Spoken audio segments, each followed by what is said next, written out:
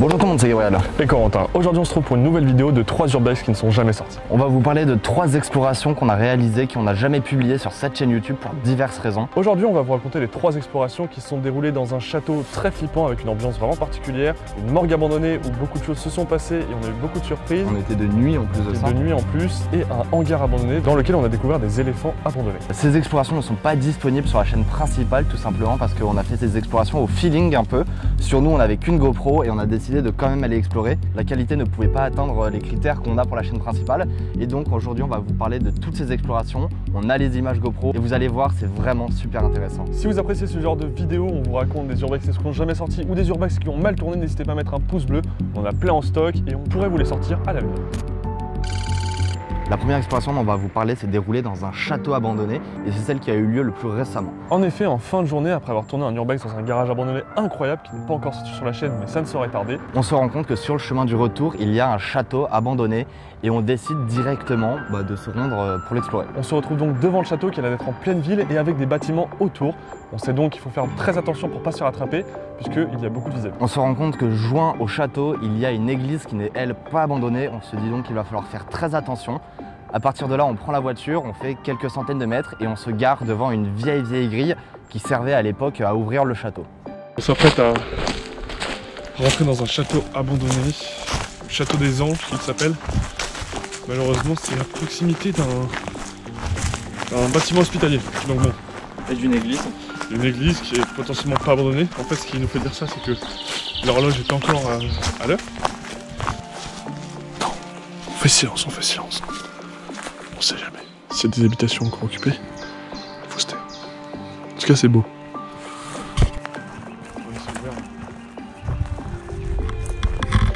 Ni une ni deux, on escalade le portail, on se dirige vers le château et là, on remarque tout de suite une porte ouverte et on décide d'entrer dans ce château abandonné. Dès les premiers instants, on se rend compte que le château, les murs, etc. sont dans un état assez impressionnant, dans bon état. Malheureusement, on découvre que le château a été petit à petit vidé de ses meubles. En effet, en rentrant dans le château, on se rend tout de suite compte de l'ambiance qui règne dans ce château. En effet, il est pas mal tagué, l'ambiance est toujours là, mais il ne reste plus aucun meuble. Malgré ça et l'état assez délabré du château, on décide de rentrer, quand tout à coup, on entend un bruit très suspect à l'étage.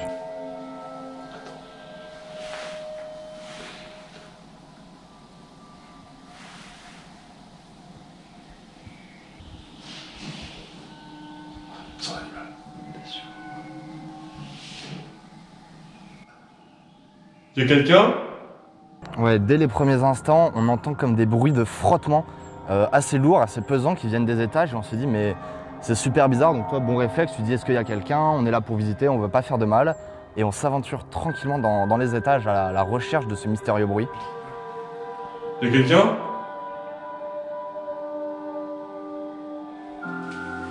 On monte. On veut pas de mal.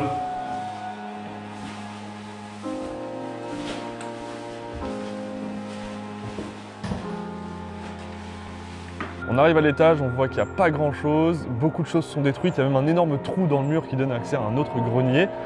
Malgré ça, il n'y a rien, il n'y a aucune trace d'une personne qui bouge, aucune trace de choses qui se sont effondrées récemment ou quoi. Du coup, on fait toute l'exploration de ce château dans une ambiance très particulière, on ne sait pas ce qui a provoqué ce bruit. Et rassurez-vous, à la fin, on découvrira ce qui a causé ce bruit. À partir du moment où on est un peu dans les hauteurs du château, on voit un peu les façades, etc. C'est magnifique. Et on se rend compte que juste devant le château, il y a un petit bassin ou une petite piscine d'époque totalement abandonnée. Donc l'eau est verte, il y a des petites grenouilles dedans. On trouve qu'elle est super sympa et on se dit, on va aller juste après voir cette piscine. En effet, ça j'aime bien ça. Une petite piscine. Du moins ce qu'il en reste. Bien sûr qu'on y va. Ce mec, si on est en bas, les gens ils nous voient. Ouais, mais bien sûr qu'on va aller en bas. C'est le dernier truc à faire, quoi. En effet, elle était vraiment super sympa et c'est ça qui donnait surtout de l'ambiance de château. Et surtout, juste après, en fait, on s'aventure dans certaines salles, très dangereuses d'ailleurs, parce qu'il y avait des passages de sol qui étaient complètement effondrés. On a quand même continué, on est passé au-dessus de ce passage. Là, ça va s'effondrer et on voit en dessous. Ah ouais, non mais c'est complètement troué. On voit à travers les trous le truc en dessous. Ouais. Attends, tiens, prends la GoPro si jamais je me casse la gueule.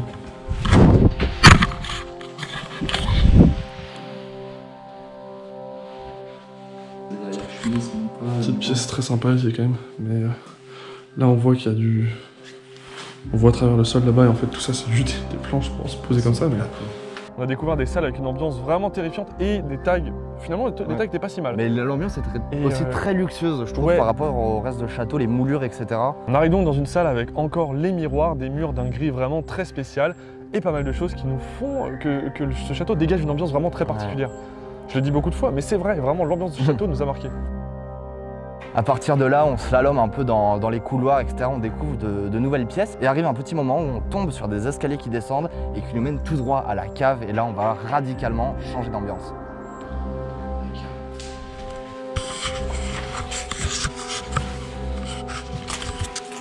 T'as une lampe? Ouais.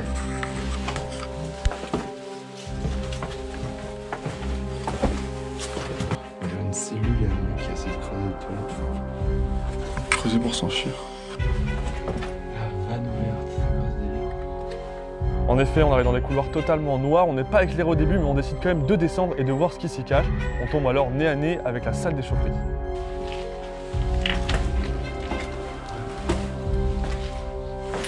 Là, on vient d'arriver dans la salle des machines du château, apparemment, salle de chaufferie. C'est impressionnant, hein?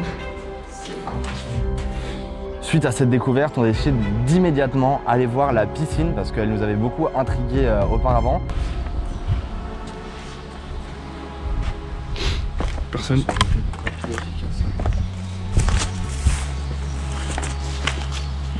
Ouais, le château est très beau. Le château est super beau. Regardez.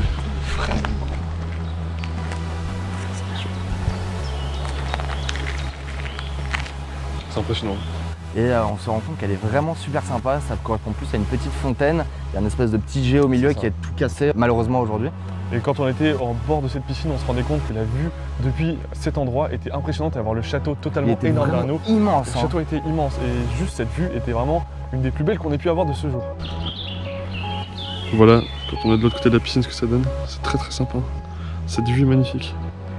On espère que les images GoPro vous partageront bien l'effet qu'on a pu avoir. Et là on était très contents, on commence à re-rentrer dans le bâtiment, on regarde un peu aux fenêtres. Et là arrive le moment où on entend des voix venir de l'extérieur parce qu'il y a à savoir qu'il y a un bâtiment occupé qui n'est pas habité, donc juste à côté. Il y a des voix. Il y a des voix. Donc là on entend les voix, on se dit que bon, on a fait le tour du château, il faut qu'on sorte. Et c'est là qu'on a découvert l'origine du bruit qu'on a eu avant et qui est assez drôle finalement. Ouais, finalement, et moi je suis déçu de ne pas l'avoir vu. Hein. Malheureusement, il ne l'a pas vu. On va essayer de le retrouver, c'était un lapin. Non. L'animal qui faisait du bruit depuis le début, il était juste là. Et c'est seulement en partant du château qu'un gros lapin ou un gros lièvre nous coupe le chemin, court de partout hein, parce qu'on l'avait effrayé suite à notre exploration. Et il sort du château, il disparaît dans les herbes, on ne le reverra plus jamais, mais on sait que c'était lui qui nous a fait causer cette petite frayeur au début. Ah oui, il est plus là. Oh, dommage. Mais c'était un lapin. Il était tout beau. Et juste après, on a fait exactement comme lui. Comme on a entendu des voix, on est parti de ce château, on a repris la voiture et on est reparti. Il était tout devant. Pour la deuxième exploration dont on va vous parler, on s'est rendu dans une morgue abandonnée de nuit qui se situait dans un hôpital en activité. Donc là, le contexte, c'est incroyable. En effet, c'était vraiment risqué de faire cette intrusion puisqu'en fait, la morgue était au milieu de plusieurs bâtiments qui étaient encore en activité et éclairés. C'est ça qui nous a causé le plus de frayeur. Pour se rendre dans cette morgue abandonnée, on avance plus d'une vingtaine de minutes dans un petit chemin dans la forêt. Il pleuvait en plus à ce moment-là. Il pleuvait, il faisait nuit, on n'avait pas beaucoup de lumière et il faisait froid, donc c'était vraiment une expédition assez compliquée. On arrive face à un grillage et on voit qu'il y a un petit trou dans le grillage. Parfait. On arrive à s'infiltrer et on tombe nez à nez avec la morgue abandonnée. Voilà, on arrive, coup de chance, face au premier bâtiment. En même temps, c'était un peu calculé via notre itinéraire. Mais on est pile en face. Là, on tourne un peu. Il y a des lumières de partout, des gros poteaux. Il y a des camions qui sont stationnés là. Et là, on se dit, bon, ça va être quand même assez compliqué, sachant que toutes les vitres sont là. Le bâtiment est en parfait état et les portes sont en parfait état aussi. On avait reçu une information comme quoi il fallait bien regarder les fenêtres pour rentrer.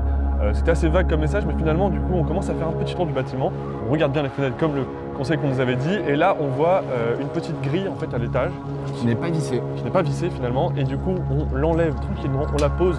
On fait zéro bruit parce qu'on sait qu'il y a des médecins qui sont à quelques dizaines de mètres de nous. On rentre à deux dans les sous-sols de la morgue et on arrive donc après à refermer la fenêtre et personne ne nous a vus, on s'est infiltré dans la morgue. À partir de là, c'est mission un minimum de bruit, minimum de lumière pour être très discret et avoir le maximum de temps dans la morgue. À noter que ce soir-là, moi j'étais dans un état très mal, j'étais malade, j'avais mal au ventre, mais je m'étais quand même dit bon, on va aller en exploration.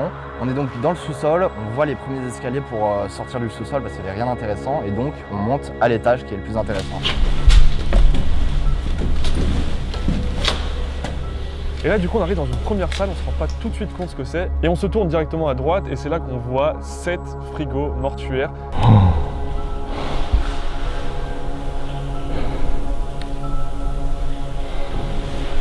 Ça commence fort.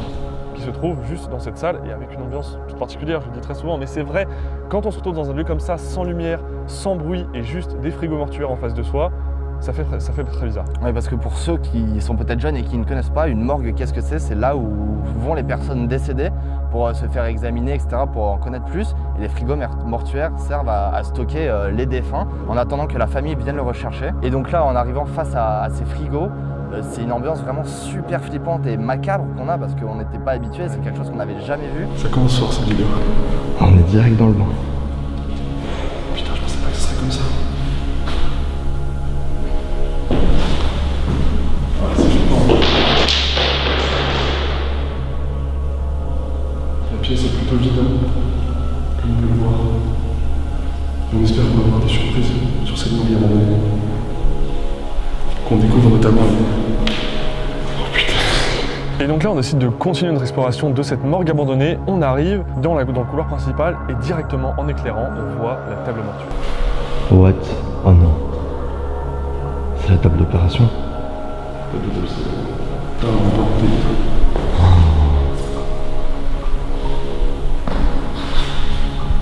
Ouais, je sais pas quoi dire là, c'est... Donc elle est là, pile au milieu de la pièce, c'est assez impressionnant de voir ça. Et moi directement j'ai une sensation super bizarre, je me sens vraiment pas bien d'un coup. Je sens que je vais vomir, du coup je cours à une fenêtre, à savoir que les fenêtres elles ont pas toute une poignée pour s'ouvrir. Je trouve une fenêtre donc qui peut s'ouvrir, je l'ouvre, je peux pas m'en empêcher, je vomis d'un coup parce que je sais pas, j'ai une sensation super bizarre. Après quelques minutes à m'être remis bien, on continue l'exploration. On se rend donc dans la salle dédiée à la table mortuaire. On explore un peu et on voit il reste tous les robinets, il reste des petits objets d'époque, des tables d'examen. Oh. Quand on vous dit que c'est risqué, c'est que vraiment tout est en activité. Et là, tout le monde nous voit à travers ces vitres. Ah bon? Ah mais on voit la lumière. Et c'est là aussi qu'on décide de faire une photo que moi je trouve vraiment super stylée. On avait juste posé un briquet dans la salle, on a fait une photo en pose longue et on a vu cette salle avec une ambiance rouge-orangé vraiment incroyable. Et après au final, on s'est rendu compte que malgré ça, il y avait donc cette salle qui était impressionnante, mais il n'y avait pas d'autre chose. En fait, tout avait été vidé, il restait plus aucune salle d'attente, plus aucune salle de je ne sais pas quoi. En fait, il restait juste cette salle et les frigos mortuaires. C'est pour ça qu'on n'a pas décidé de sortir cette vidéo sur la chaîne principale, parce que la vidéo aurait été bien trop courte. Mais ça reste une exploration incroyable parce que c'est la première morgue qu'on faisait et c'est toujours sympa à voir, voilà, c'est des choses dont on n'est pas habitué. Attendez, mais c'est quoi ça? Regardez la porte. Il y a des symboles grecs. Il y a alpha, oméga. L'ambiance est vraiment terrible ici. Je suis pas sûr.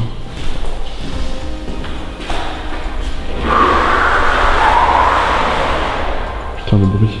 On dirait ça aspire ton Ouais.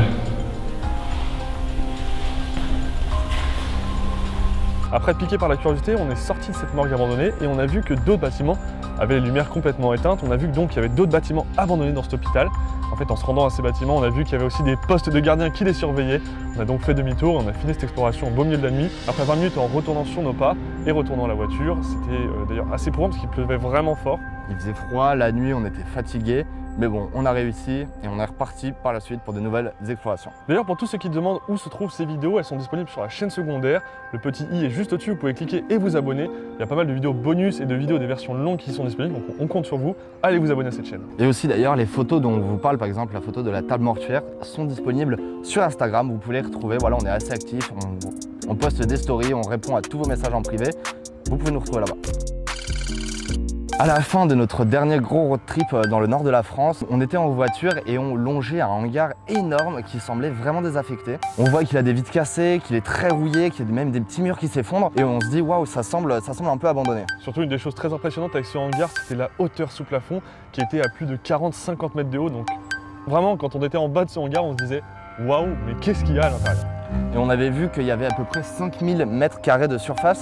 qui était voué à l'avenir à se faire reconvertir en parking. Et du coup, on s'est dit, si on va pas explorer maintenant, ça sera jamais. Du coup, on se garde dans un endroit à côté d'une petite rue assez sombre. On marche dans cette rue et là, on voit qu'il y a un carreau cassé. Donc, Gabriel s'infiltre dans ce petit carreau, il part, je ne le vois plus. Et là, quelques minutes plus tard, il revient et il est tout content. Qu'est-ce que tu avais découvert? Au bout de peut-être 500 mètres parcourus dans le hangar, qui était vraiment très grand, je tourne ma tête et là, je vois des sculptures énormes. On a des objets du Taj Mahal, on a des petits trains. Et surtout, on a 2 éléphants énormes, grandeur nature, vraiment incroyable. Je rebrousse chemin et je vais chercher Corentin pour explorer ça.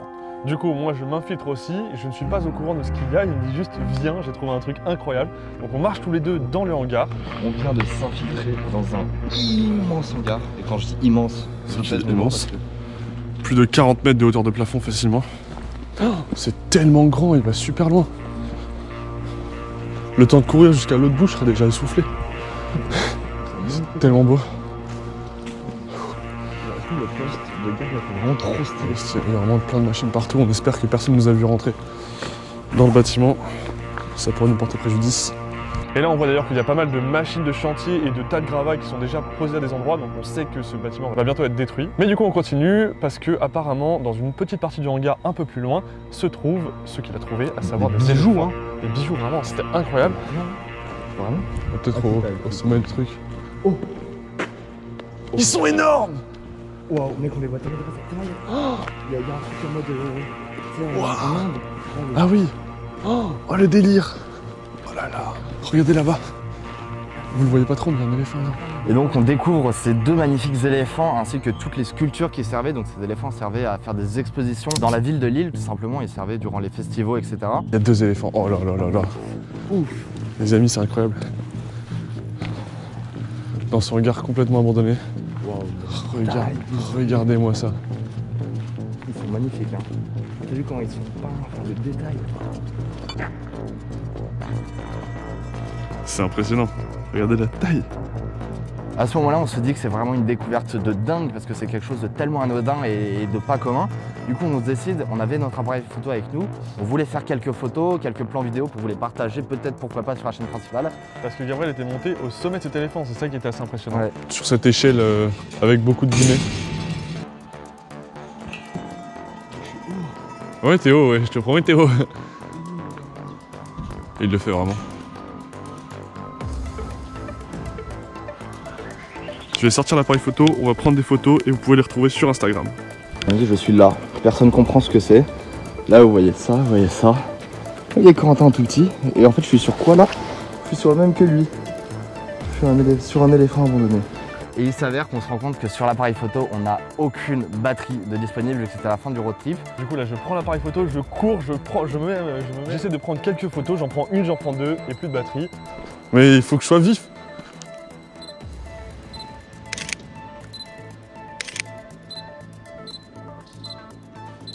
J'aurais eu le temps d'en prendre 2.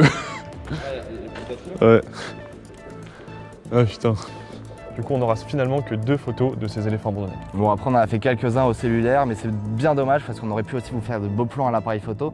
Et ça aurait été très cool, ça aurait fait la différence. Mais bon, on se contentera d'un petit souvenir et d'une vidéo bonus. On espère que ça vous fera plaisir. Donc voilà, c'est vraiment une petite découverte incongrue. On pensait pas du tout faire un petit truc comme ça quand on est passé devant ce hangar. On vous a partagé cette vidéo sur la chaîne secondaire qui est aussi disponible juste sur le petit i ici.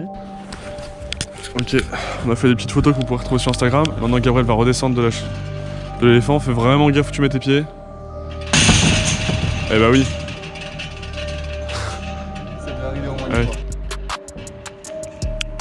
Bon, en tout cas, on espère que vous avez apprécié cette petite vidéo bonus où on trouvait des éléphants abandonnés dans un hangar.